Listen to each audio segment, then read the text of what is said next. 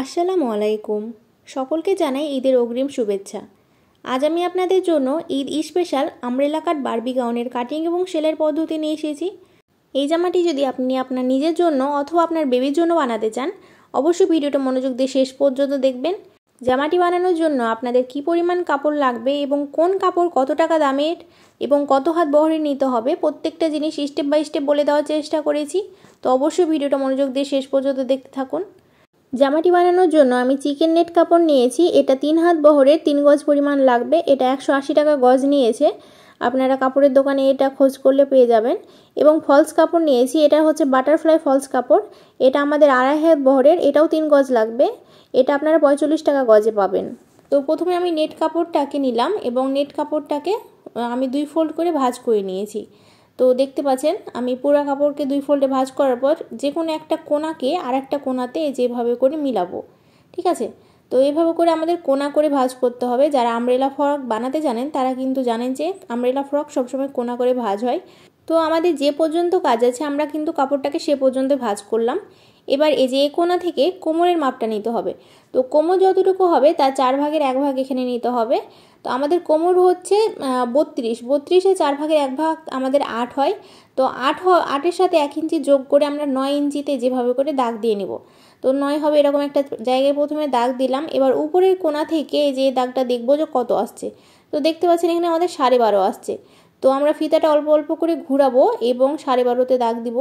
আমাদের উপরের অংশটা দেখতে পাচ্ছেন আঙ্গুল দিয়ে চেপে রেখেছি, এটা কিন্তু একদমই সরবে না। এবার যে ডট ডট দাগগুলো দিলাম সেগুলো আমরা যেভাবে করে মিলিয়ে দিব। এবার এই দাগের উপরে আপনারা 1 ইঞ্চি অথবা 1.5 ইঞ্চি উপরে আরেকটা দাগ দিবেন, কারণ এটা যেহেতু রাউন্ড করে কাটা, সো এটা দিয়ে কাটলে কিন্তু কাপড়টা বড় হয়ে যাবে। তাই জন্য আপনারা 1.5 ইঞ্চি উপর দিয়ে যে আরেকটা এভাবে করে শেপ দিয়ে দিবেন। তো উপরের দাগ অনুযায়ী কিন্তু আমরা কাপড়টাকে কাটিং করব। এবার এই দাগের নিচ থেকে আমাদের লম্বার মাপটা নিতে হবে। তো উপরের বডি পার্ট হচ্ছে আমাদের 15 ইঞ্চি। তো 15 বাদ দিয়ে আপনাদের লম্বার মাপ নিতে হবে। এখানে আপনারা আপনাদের পছন্দ মতো লম্বা নিতে পারেন। তো আমি এখানে হাঁটুর নিচ পর্যন্ত যেহেতু গাউনটা বানাবো সেজন্য আমি এখানে 46 ইঞ্চি লম্বা নিচ্ছি। আপনারা চাইলে ফ্লোর টাচ গাউনও বানাতে পারেন। তো ফ্লোর টাচ গাউন বানালে কারো হয় 50 ঝুল, কারো 52, কারো 54। তো আপনারা যদি 54 ঝুলের গাউন দেখতে চান তো আমাকে কমেন্ট বক্সে কমেন্ট করে জানাবেন অথবা আমার চ্যানেলে গিয়ে ঘুরে আসবেন। আমি কিন্তু অলরেডি একটা ফ্লোর টাচ গাউনের ভিডিও আপনাদের সাথে শেয়ার করেছি। তো আপনি যদি ফ্লোর টাচ গাউন বানাতে চান তো সেক্ষেত্রে সেই ভিডিওটা দেখে নেবেন এবং সেভাবে বানিয়ে নেবেন। তো দেখতে পাচ্ছেন আমি পুরোটা ঘুরিয়ে 46-এ যে ডট ডট করে দাগ দিয়ে নিয়েছি। এবার আমি এই যে দাগগুলোকে মিলিয়ে দিব। এখন আমি দাগ অনুযায়ী কাপড় কাটিং করছি। তো দেখুন আমি উপরে দাগ অনুযায়ী কাটিং করেছি এবং নিচের যে দাগটা দিয়েছি সে অনুযায়ী কাটিং করছি। আমি আপনাদের আবারও বলতে চাই এখানে কিন্তু আপনারা আপনাদের পছন্দ মতো ঝুল নিতে পারেন। অর্থাৎ আপনারা যদি 54 পর্যন্ত ঝুল নেন তারপরও কিন্তু আপনাদের জোর পড়বে না, যেহেতু এটা 3 হাত বহরের কাপড়। তো এই সাইডে যেহেতু আমাদের কোনো কাজ নাই তাই এই কাপড়টা আমরা কেটে নিলাম। তো আমাদের নিচের পার্ট কাটিং কমপ্লিট হয়ে গেছে। এখন এই কাপড়ের জন্য ফলস কাপড় কাটিং করতে হবে। তো আমি এখানে এই যে ফলসের কাপড় নিয়েছিলাম অর্থাৎ বাটারফ্লাই কাপড়টা নিয়েছিলাম, কাপড়টাকে আমরা এই মেন কাপড়টা যেভাবে ভাঁজ করেছিলাম সেমভাবে ভাঁজ করব কোণা করে। তো আমরা প্রথমে 2 ফোল্ড করে কাপড়টাকে ভাঁজ করে নিব। এবার কোণা করে ভাঁজ করব। তো যে কোনো একটা কোণা ধরে আমরা আরেকটা কোণার সাথে মিলিয়ে দেব। এখন আমরা এই যে উপরে যে কাপড়টা কাটিং করলাম এই কাপড়টা এই কাপড়ের উপর সুন্দর মতো করে বসিয়ে নিব। তো এখন আমরা উপরের অংশটা এবং নিচের অংশটা কাটিং করে নিব। এভাবে কাটিং করলে আপনাদের বারবার মাপ নিতে হবে না। এখন আমরা এই যে উপরের কাপড়টা সরিয়ে নিব। তো ফলসের কাপড় যেহেতু আমাদের অল্প একটু ছোট হয়, সো 1 ইঞ্চি উপর দিয়ে আমি আরও একটা দাগ দিয়ে নিয়েছি। এবার এই কাপড়টা কেটে নিলাম। এখন নিচের দিকে দেখতে পাচ্ছেন আমাদের কিছুটা কাপড় শর্ট আছে। তো এই কাপড়ের জন্য আমাদের এক্সট্রা কাপড় কাটিং করতে হবে, অর্থাৎ এখানে জোড়া দিতে হবে। তো সাইড থেকে যে কাপড়টা বেরিয়েছে এই কাপড় থেকে আমরা এখানকার জন্য কাপড় কাটবো। তো 1 ইঞ্চি উপর করে আমরা এইভাবে করে ভাঁজ করলাম। এবার এই কাপড়টা এখানে যেভাবে রাখবো, তারপর এই কাপড়টা আমরা এটার উপর বিছিয়ে দিব। এখন আমরা নিচের সাইডে যে উপরের কাপড়টা যে শেপে আছে সেই শেপের নিচের কাপড়টাকেও কাটিং করে নিব, তাহলে কিন্তু আমাদের এই কাপড়টাও রেডি হয়ে যাবে। এখন আমাদের এই কাপড়টা এই যে কাপড়টুকু ছোট আছে এই কাপড়ের সাথে জয়েন্ট করে দিতে হবে। এখন আমরা বডি পার্ট কাটিং করব। তো চওড়াটা হবে বডি যতটুকু হবে তার 4 ভাগের 1 ভাগ প্লাস 1 ইঞ্চি এবং লম্বা হবে আমাদের 16 ইঞ্চি। তো সেলাইয়ের পর আমাদের 15 ইঞ্চি টিকবে এবং হাতার জন্য আমাদের 9 ইঞ্চি কাপড় লাগবে। তো দেখুন নিচ থেকে কিন্তু আমাদের হাতাটাও হয়ে যাচ্ছে। তো এভাবে করে আপনারা কাপড়ের ম্যানেজমেন্টটা করে নেবেন, তাহলে আপনাদের কাপড়টা নষ্ট যাবে না।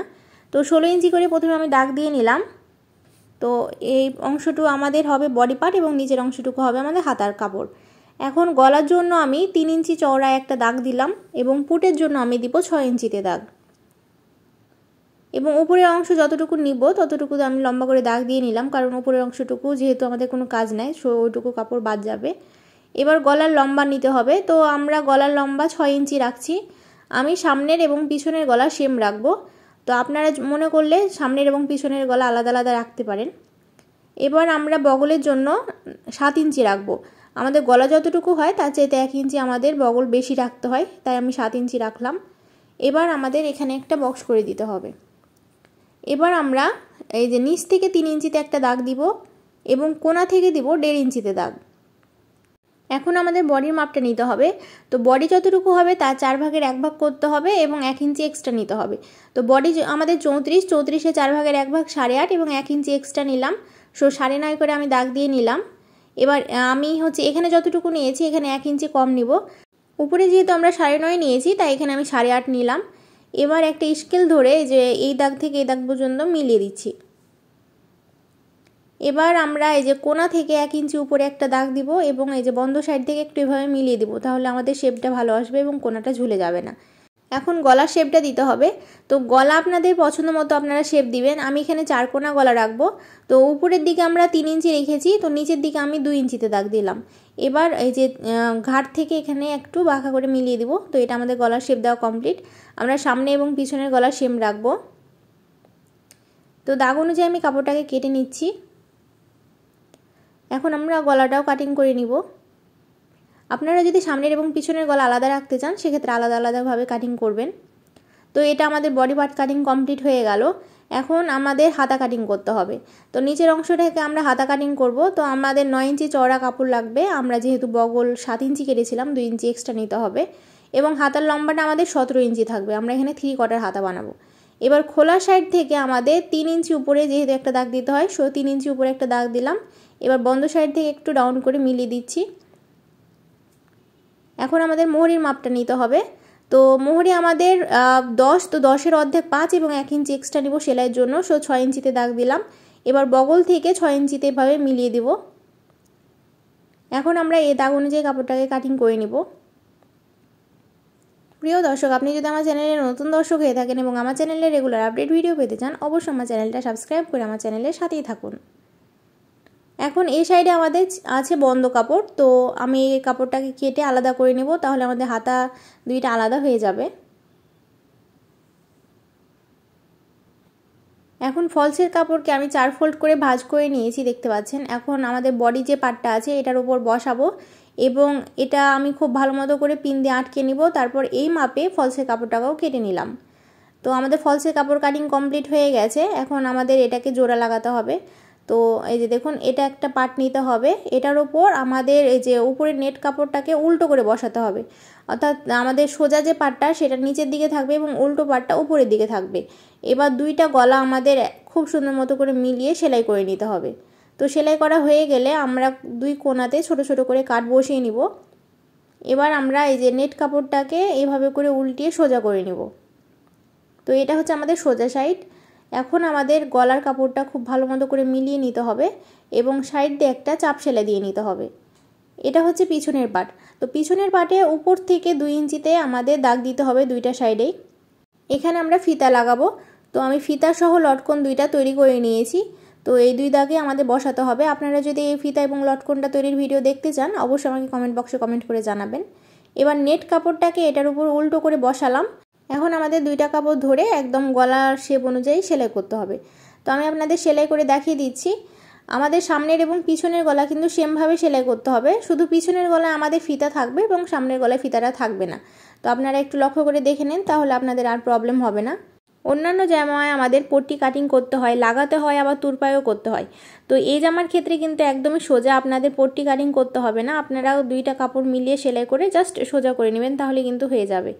তো একদমই সোজা।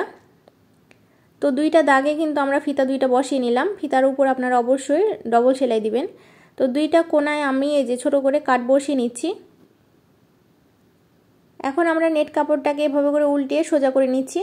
তো ফিতাটা আমাদের এই যে বাইরের সাইডে থাকবে এবং দুইটা কাপড় খুব ভালো মতো মিলিয়ে নিয়ে আমরা চাপ সেলাই দিয়ে নেব।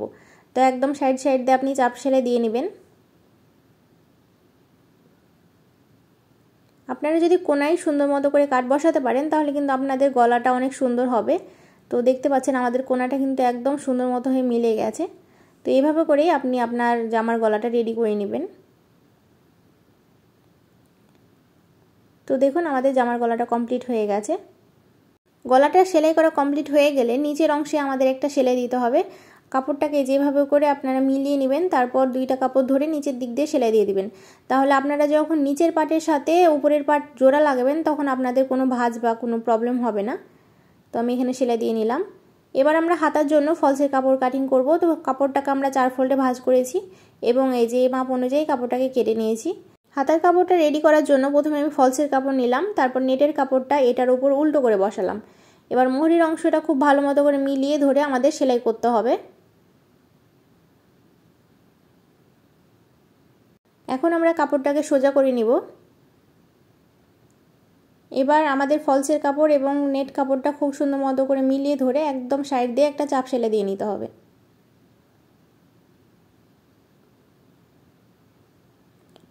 এখন আমরা উপর দিয়ে আরও একটা সেলাই দিয়ে দেবো যাতে এটা একদম ফিক্সড হয়ে যায়।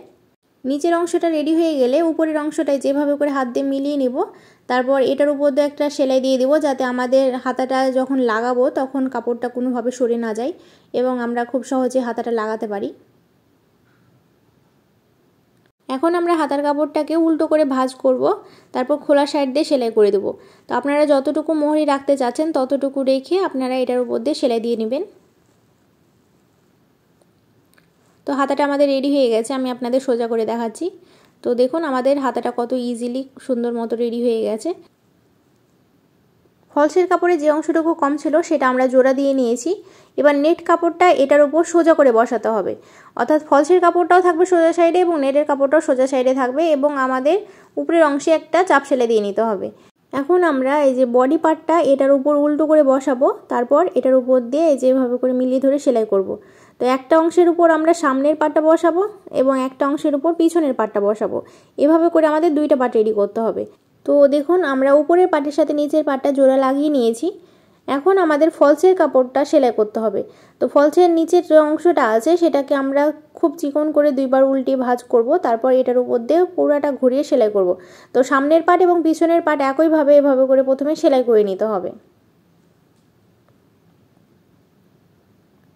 আমি বাকিটা অফ ক্যামেরায় করে নিব, আপনারা সেমভাবে করে নেবেন। সেলাইয়ের পরে যে এরকম লুক আসবে। তো এটা হচ্ছে আমাদের পিছনের পার্ট এবং এটা হচ্ছে আমাদের সামনের পার্ট। দেখতে পাচ্ছেন একইভাবে আমরা উপরের পার্টের সাথে নিচের পার্টটা জোড়া লাগিয়ে নিয়েছি। এবার একটা পার্টের উপর আরেকটা পার্ট খুব ভালো মতো মিলিয়ে ধরতে হবে। এবার ঘাড়ের কাপড় এবং সাইডের কাপড় উপর থেকে একদম নিচ পর্যন্ত আমাদের সেলাই করতে হবে, ঠিক আছে। তো এই যে দেখুন আমরা গলাটা খুব সুন্দর মতো করে মিলিয়ে ধরে আমরা ঘাড়ের কাপড়টা সেলাই করব, কারণ আমাদের সামনের এবং পিছনের গলাটা যেহেতু সেম। সো এভাবে করে আপনাদের গলাটা মিলিয়ে ধরে সেলাই করতে হবে। এবার আমরা সাইডের কাপড়টা সেলাই করব। তো 4টা কাপড় একসাথে ধরে আমাদের খুব সুন্দর মতো করে সেলাই করতে হবে। তো উপর থেকে নিচ পর্যন্ত আমরা সেলাইটা করে নিচ্ছি। আমি আপনাদের একটা সাইড সেলাই করে দেখালাম, আপনারা একইভাবে এই সাইডটাও সেলাই করে নেবেন। এবার আমরা নিচের যে নেট কাপড়টা আছে সেটা সেলাই করব। তো দেখুন আমি 1/2 ইঞ্চি করে দুইবার ফোল্ড করে ভাঁজ করছি, তারপর এটার উপর দিয়ে আমি ঘুরিয়ে সেলাই করে নিচ্ছি। আমরা পুরো কাপড়টা ঘুরিয়ে সেলাই করে নিব। আমি বাকিটা অফ ক্যামেরায় করে নিব, কারণ সম্পূর্ণ দেখালে ভিডিওটা অনেক বেশি বড় হয়ে যাবে। এখন আমরা হাতাটা জয়েন্ট করব। তো হাতাটা এই যে এই সেলাই থেকে এই সেলাই পর্যন্ত এভাবে করে মিলিয়ে দেখবেন। তো দেখুন একদম পারফেক্টলি মিলে গেছে। তো জামার কাপড়টা আছে উল্টো সাইডে এবং হাতাটা কিন্তু আমাদের সোজা করা আছে।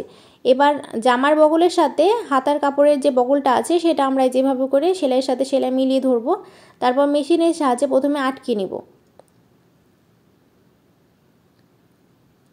আটকে নেওয়ার পর আমরা হাতার এই যে একদম মিডিল পয়েন্টের সাথে ঘাড়ের কাপড়টা এভাবে করে ধরবো। ধরার পরে আমরা বাকি অংশটুকু এই যে দুইটা কাপড় একসাথে ধরে মিলিয়ে আমরা পুরাটা ঘুরিয়ে সেলাই করব। তো আপনারা লক্ষ্য করুন, এভাবে হাতাটা সেলাই করলে কিন্তু আপনাদের হাতাটা পরতে অনেক বেশি কমফোর্টেবল ফিল হবে। আপনারা এটা একবার যদি ইউজ করেন তাহলে সাইড থেকে সেলাই করার যে হাতাটা সেটা আর কখনোই ইউজ করতে চাইবেন না, কারণ ওই হাতাটা যখন আপনি চাড়বেন তখন হাতার সাথে জামাটাও কিন্তু চেড়ে যায়। তো দেখুন আমাদের পুরোটা সেলাই করা হয়ে গেছে। তো দেখুন সেলাইয়ের সাথে সেলাই একদম পারফেক্টলি মিলে গেছে। তো আমাদের জামাটা ফাইনালি কমপ্লিট হয়ে গেছে। দেখতে পাচ্ছেন এর ঘেরটা কতটা হয়েছে এবং এটা দেখতে কতটা সুন্দর দেখাচ্ছে। এই কাপড় দিয়ে কিন্তু আপনারা আরও লম্বা জামা বানাতে পারেন। তো আমি হাইটটা কম রেখেছি, যার কারণে সাইড থেকে কিছুটা কাপড় বেঁচে গেছে, যেটা থেকে আমি একটা বেবি ফ্রক এবং মাস্ক বানিয়েছি। নেক্সটে আমি সেই ভিডিওগুলো দিয়ে দিব, আপনারা আপনাদের বেবিদের জন্য সেটা ম্যাচিং করে বানিয়ে নিতে পারবেন। শেষ পর্যন্ত ভিডিওটি দেখার জন্য অসংখ্য ধন্যবাদ। সকলে ভালো থাকবেন এবং সুস্থ থাকবেন। আসসালামু আলাইকুম।